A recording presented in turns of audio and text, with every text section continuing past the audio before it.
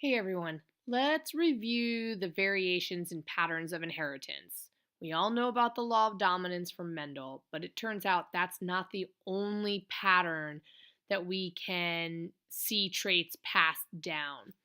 So we have intermediate or incomplete inheritance. This is when you have two alleles for a gene but neither allele is actually dominant. Instead, if you inherit one of each allele, you end up with a new third phenotype.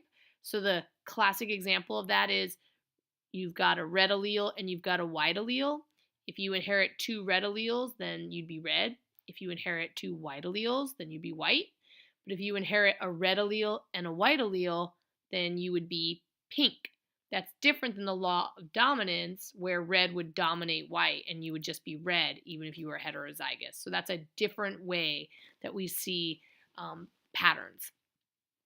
Okay, we have multiple alleles. That's where we have more than two alleles for a particular gene. Blood type is a great example. You have the A allele, the B allele, and the O allele, so three alleles, but you could have more than that. Some genes have lots of alleles. We have polygenic inheritance. That's when multiple genes code together to make a trait. So skin color or height or intelligence, all of those things are controlled by multiple genes, and each of those genes could have two alleles that follow the law of dominance, or they could have alleles that are follow the pattern of intermediate inheritance, or they could have multiple alleles. There's all different genes, and we don't necessarily know.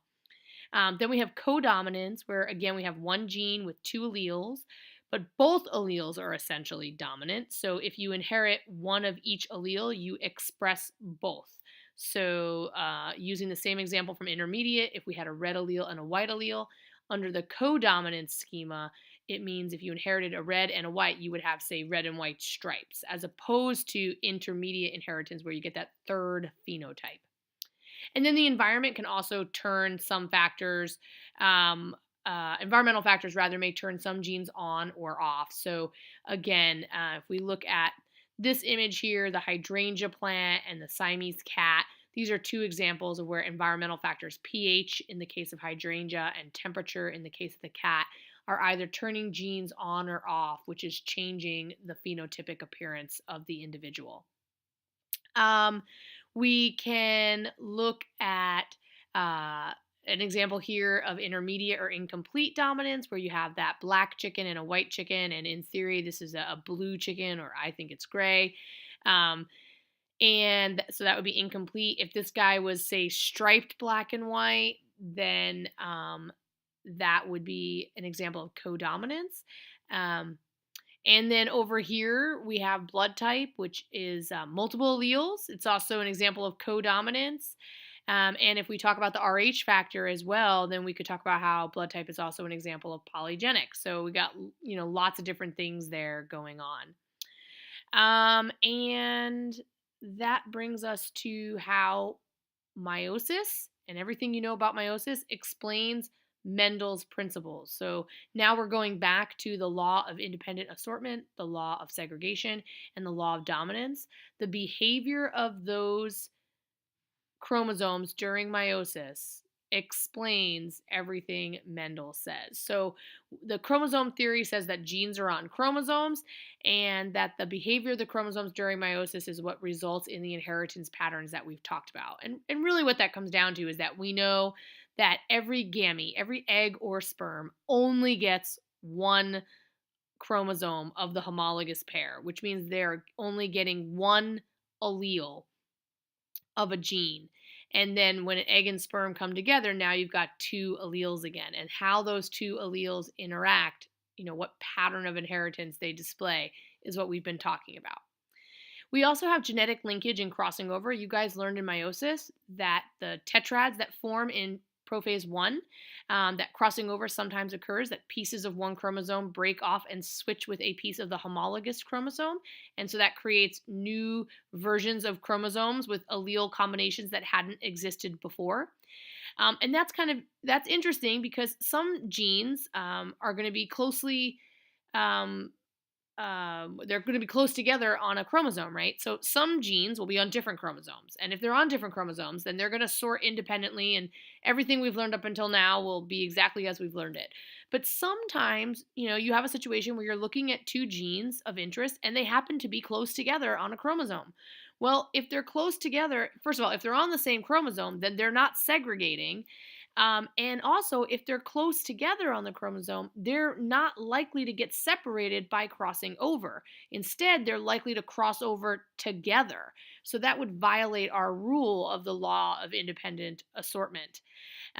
So what you need to know about that is if genes are close together on a chromosome, then they're probably going to stay together on a chromosome. And so therefore, any given gamete of that individual is going to be more likely to have those two alleles together since they're close together on the same chromosome. If they were on opposite ends of the same chromosome, then they're not going to stay together because crossing over happens so often. And if they're at opposite ends, they're probably going to get separated through a crossing over event, in which case they're going to act like genes on different chromosomes. Like you won't be able to tell the difference in terms of probability of which combination will end up in a gamete. So here's kind of a visual of that a little bit. This is just what we know already. So here are two homologous pairs of chromosomes, right? This is one pair, one homologous pair. This is another homologous pair. And you can see we're looking at two different genes here. We got the R gene and the Y gene. And when this cell forms gametes through meiosis, these are all of the possible combinations, right? So every gamete is going to end up with one allele for the gene, the R gene, which is P shape, and every gamete is going to end up with a Y gene, which is for the P color, or Y allele for the Y gene, which is for P color. But there's all these different possible combinations depending on how they segregate and how they assort. On the other hand, if we look at this situation, here's the example where we have two different genes, Q and M, but they're on the same chromosomes. So in this case, they are closely associated on the chromosome. So even if there's a crossing over event, it's highly unlikely these guys that are so close together would get separated. So chances are they're going to end up traveling to the gamete together. But if they were far apart on opposite ends of the chromosome, then any crossing over event would separate them, in which case they're no longer going to travel together. So these guys wouldn't be linked, whereas these guys we would say are linked. So these guys, Punnett squares won't work for because they're not assorting independently, and that's a requirement for a Punnett square. Then we have sex-linked genes. These guys are a little bit different. Any gene that's found on the X chromosome is going to have a slightly different pattern of inheritance. We don't even talk about the Y chromosome because there's really hardly any genes there, so you don't have to worry about that one. But remember, males are XY and females are XX. That's important because a recessive gene that's found on X for a female, they're going to need two copies of it, just like any other recessive disorder that you need two copies of in order to have that phenotype. But males, they only have one X. So the only copy of the allele they're going to get is here on this X. One. They get one copy. So even if it's recessive, they are going to have the recessive phenotype. So that breaks the rule that we typically talk about. When we talk about law of dominance and things that are recessive, you have to have two alleles for. You don't have to have two alleles if the gene is on the X chromosome and you're male. Because you only have one X, you only have the one allele. So if it's a bad allele, that's what your phenotype is going to be. On the other hand, if it's a good allele, that's going to be what your phenotype is. But that means since all males get their X, excuse me, let me try that again. Yeah. All males get their X from mom, they get their Y from dad. If mom gives them a bad X, then boys are going to have that disorder. Some really common sex-linked disorders are hemophilia and color blindness. So you see these much more often in boys than girls. Girls can get either of these, but in order to get them, they have to inherit a bad X from mom and a bad X from dad. So the odds are slimmer. But boys, they only need to get a bad X from mom. Mom might not even have the disease. She could just be a carrier, right? A heterozygote. But if the boy gets her bad X, he can't get a good X from dad because he doesn't get an X from dad. He only gets a Y. So boys are more likely to have disorders that are associated with the X chromosome. You can see hemophilia runs in the royal family. We always talk about it in the Russian royal family, but actually it comes from the British family. Queen Victoria appears to be the first one to develop the spontaneous mutation, and then she passed it on to her son Leopold and her daughters Alice and Beatrice. So Leopold actually had it because he got the bad X from Queen Victoria. Beatrice and Alice were just carriers. They got a bad X from mom, but they got a good X from their dad, Prince Albert. Alice had a bunch of children. One of them was Alexandra, and Alexandra married Tsar. I can't remember what his name was, but she married the Tsar, and they had a bunch of kids. And Alexei was one of them, the son, and he had hemophilia as well. This is the family that was gunned down during the Bolshevik Revolution, and maybe you've heard of Anastasia. They thought she was one of the princesses that survived, but in the end, she also was killed with the rest of her family. So this is a pedigree chart, and it allows you to track these things. Solid means affected. Open means normal and unaffected. And halfway means they are a carrier. So you should be able to sort of follow a pedigree chart. If you can't see the 3 or the 8, you might have some form of color blindness. Okay, and then there are autosomal genetic disorders.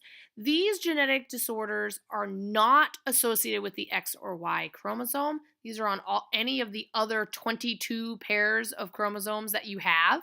And so these are going to follow the typical rules you already know. You're inheriting, 2 alleles for every gene, one on each chromosome pair. And so if it's a recessive disorder, then you would have to inherit 2 bad or recessive alleles. And if it's a dominant disorder, then you'd only have to inherit 1. So these kinds of diseases are following Mendel's law of dominance. And 2 really common ones, sickle cell and Huntington's disease. So sickle cell disease is recessive. You need 2 copies, one from mom and one from dad, but it alters the shape of your hemoglobin. And as a result, the red blood cells go from being donut-shaped to being sickle-shaped, and that causes them to not carry oxygen well and also to get caught up in the blood vessels, and that causes pain and tiredness. It's not a good situation. It's caused by a single point mutation. That means one nucleotide in the DNA is changed in the gene for hemoglobin. So that one change, one little nucleotide change, results in that big change in the shape of the hemoglobin, and as a result, the hemoglobin doesn't carry oxygen well. However, an interesting thing about it is that if you are a heterozygote for sickle cell, that means you have 1 bad allele, half of your blood cells are misshaped, and as a result, while you're perfectly healthy, you'll live a normal life, but it makes you resistant to malaria. And it turns out that malaria is most likely to kill you when you are a baby. So if you are a heterozygote for sickle cell and you live someplace with malaria, you're more likely to survive to adulthood and pass that sickle cell gene on. That's called the heterozygote advantage, and it sort of explains why sickle cell is still around and why individuals with sickle cell were not eliminated. Because sickle cell is not great. Having the actual disease, the 2 recessive alleles, is not great, but being a heterozygote is better for you if you live in a malaria-infected area. Huntington's disease is a dominant, I'm sorry. I'm going to stop here.